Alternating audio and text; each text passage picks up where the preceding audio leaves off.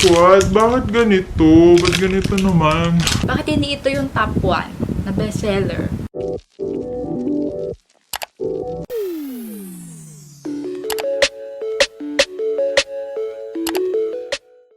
Hey gorgeous! Welcome back to my channel. This is Sandra, and kung bago ko pa lang dito sa channel ko, please subscribe and click the notification bell down below for more updates. In this video, I'll be doing a soft glam makeup by using Squad Cosmetics. Yes guys, for the first time, honestly, ngayon lang akong gagamit ng Squad Cosmetics since marami sa inyo ang nagre-request na gumawa ako ng video about this. Medyo late na itong aking paglabas ng video regarding dito sa Happy Pot ng Squad Cosmetics. Naisip ko na gumawa na lang ako ng soft glam makeup by using this Happy Pot. And also, I'll be sharing my thoughts din naman at the end of this video para din naman ma-share ko kung ano yung magiging experience ko dito sa Happy Pot ng Squad Cosmetics. Without further ado guys, keep on watching and let's get started. Disclaimer lang, hindi lahat ng shades ng Happy Pot ng Squad Cosmetics ay binili ko kasi syempre naisip ko din naman na hindi naman lahat ng shades na yun ay magagamit ko. So, I just bought the 3 top sellers ng Happy Pot ng Squad Cosmetics sa Shopee. I have here the shades College, Muse, and the Top Notch. Ito kasi nakita ko na bestseller nga nung nag-check out ako sa Shopee, sa kanilang Shopee Mall ng Squad Cosmetics. With its packaging, guys, very simple siya and worth it na din siya for the cost of 99 pesos na meron ganito ang Squad Cosmetics. And also, guys, bumili din ako nung itong eyeshadow palette ng Squad Cosmetics. Since sabi ko nga na first time ko lang na gagamit nitong Squad Cosmetics. And para makita ko na rin kung maganda talaga itong kanilang mga products. Although ito lang 4 yung binili ko na Squad Cosmetics. And yung shade na eyeshadow palette na meron ako ay yung Neutral Squad. So kaya soft glam yung naisip ko na gawing makeup kasi dito sa eyeshadow palette nila very neutral shades yung meron sila. And talagang makakagawa ka ng soft glam makeup or anything simple na makeup na gusto nyong gawin. Bestseller ng Happy Pot, itong shade na College. Tatanggalin ko lang din yung pinaka-packaging niya.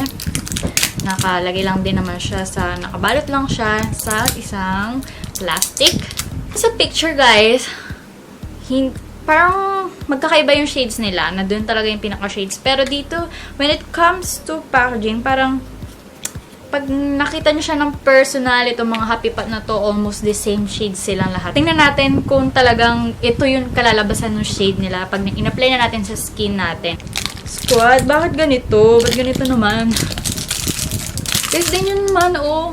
Natanggal yung, parang, nag-smudge na yung kanyang pinaka-name. Ito yung dumating sa akin na nasa packaging niya. Ayan, nag-smudge siya. Ang mahalaga naman yung pinakalaman. Itong si College at saka si Top Notch, almost the same shade sila pag nasa lalagyan ng sila. And itong si Muse, medyo may pagka-pink siya, mauve pink. Ganun yung shade niya. Unahin na natin, yung sinabi ko nga na bestseller nila, yung College. I don't have anything on my face right now. Hindi din ako naglagay ng primer. So, we'll see kung ano magiging dating nitong Happy Pot na to. Creamy siya. And, itong si College, ang dating niya, parang siyang brown, terracotta shade siya. So, yan, i-swatch na natin, guys. So, yan. Guys, ito si College, terracotta yung shade niya.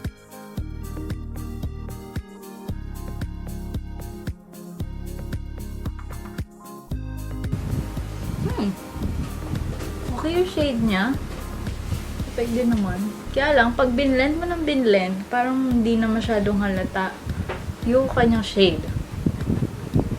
Parang naglagay ka lang ng konti. Nakita nyo kanina, 3 dump yung nilagay ko para makita ko talaga yung pinaka-shade. Pero blendable siya and buildable din naman. Itong College shade na to, parang magagamit mo siya for everyday use. And kung parang gusto mo ma-achieve yung tomato blush, ganon. I'm recommending this shade na College. Si Muse, ito yung pangalawang shade na bestseller. Yan. Ay, ang cute nito. Parang ito ang bet ko.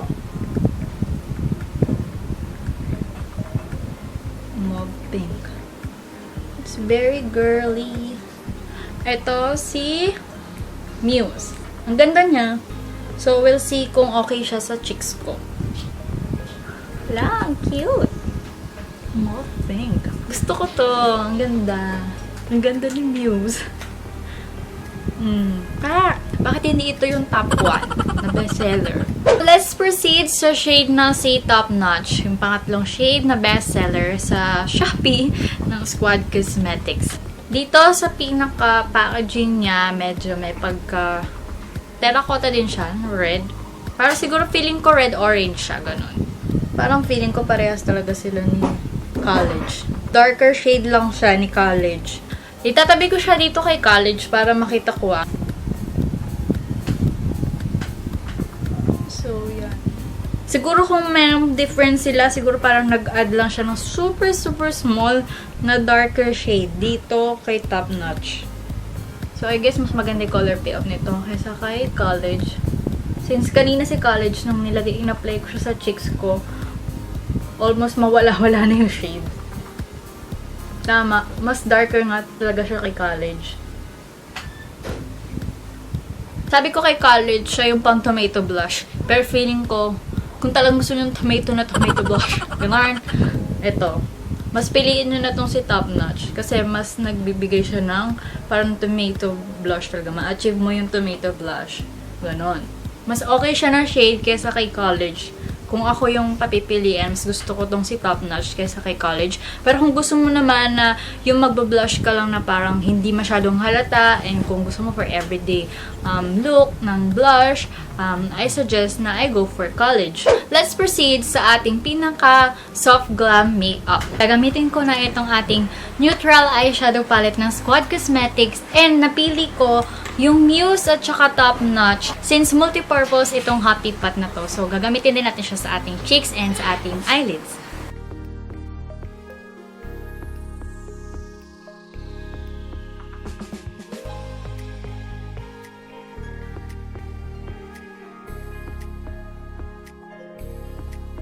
Dito sa eyelids ko, ginamit ko na base ay yung shade na Top Notch.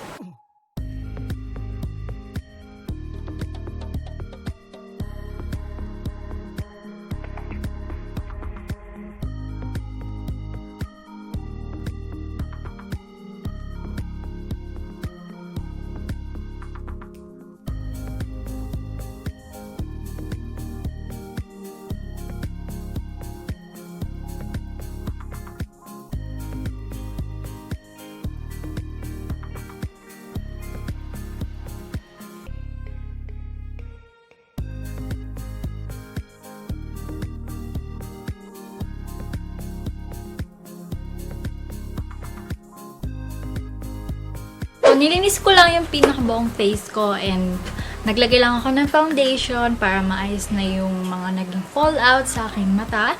And also, naglagay na rin ako ng kilay, mascara, and all. Ang next na ilalagay ko ay yung dito sa aking under eyes, dun sa eyeshadow na yun.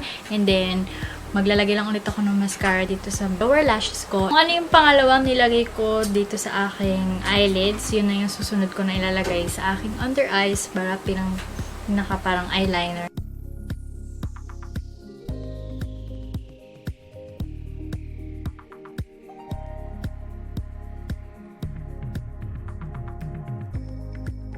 So, gagamitin ko itong nasa gitnang shimmer shade para sa aking inner corner ng aking eyelids.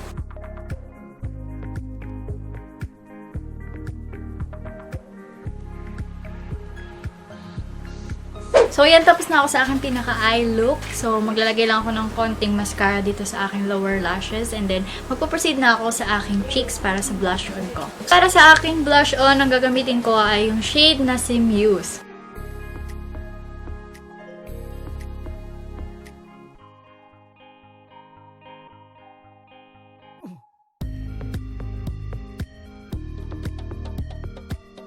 Gagawin ko na lang ding highlighter itong nasa gitnang shade.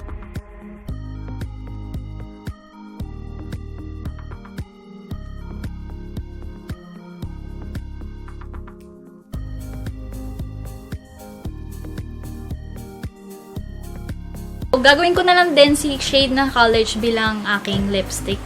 So, para magamit naman natin silang lahat na shade.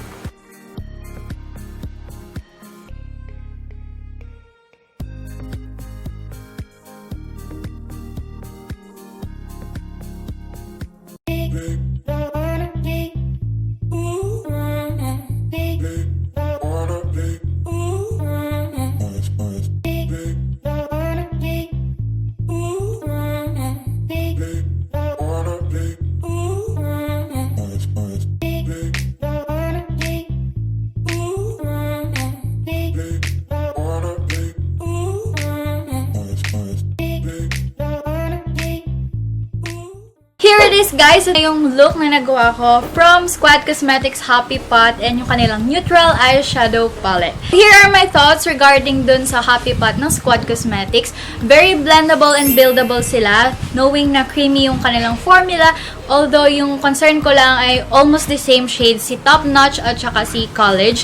Pero nung nilagay ko naman si College dito sa lips ko, which is I'm wearing right now, okay naman yung kanyang pigment. And dun lang, concern ko dahil nung nilagay ko siya dito sa aking cheeks, medyo nawawala na yung kanyang pinaka color payoffs. Yung pinaka-favorite ko na shade dito sa Happy Pot na tinry ko, yung si Top Notch, si College, saka si Muse, ay si Muse yung pinaka-favorite ko. So when it comes dito sa neutral eyeshadow palette nila, very worth it dahil grabe yung itong 3 shimmer shades na to, ang ganda ng color payoff niya. Hindi kasi ako nag-cut crease, so okay naman yung pigment niya nung ina-apply ko siya kanina. So, ang ganda. Kita nyo naman, nagamit ko pa siya bilang highlighter. Good job, Squad Cosmetics, dahil very usable nitong mga shimmer shades nyo. At pwede rin siya maging highlighter. Sa mga matte shades nila, okay din yung kanyang color payoff. However, medyo hindi siya ganun ka-pigmented. Siguro kapag hindi ka naka-concealer. Pero pag nag-concealer ka, and also, kagayang kanina, ginawa kong base itong Happy Pot. Naging maganda yung kanyang pigment. Itong shade na to na si mauve pink na to dito sa aking eyelids. Concern ko lang din dito sa kanilang eyeshadow palette, medyo marami yung kanyang fallout. Kailangan kong linisan yung mga fallouts. Ito lang yung masasabi ko sa Squad Cosmetics. Yun lang naman yung concern ko. And wala naman akong masyadong nakitang cons dito sa Squad Cosmetics. And very worth it. No wonder na lahat ng vloggers, lahat ng beauty vloggers, nire-recommend nila itong Squad Cosmetics dahil maganda yung kanyang product, budget friendly, and also maganda yung kanyang color payoff and buildable and blendable. So overall, good job sa Squad Cosmetics and mararecommend ko din siya sa inyo guys na to give it a try. And kung hindi nyo pa napapanood yung iba kong #supportlocal series, I will also put the link here. And kung meron pa kayong suggestions na local makeup brands na gusto nyo itry ko and i-review ko, just comment down below. So thank you guys for watching. I hope you like this video and I hope na nagustuhan nyo rin yung look na nagawa ko. Once again, this is Sandra and please subscribe if you haven't yet and don't forget to click the notification bell down below for more updates. Stay safe and God bless you. Bye!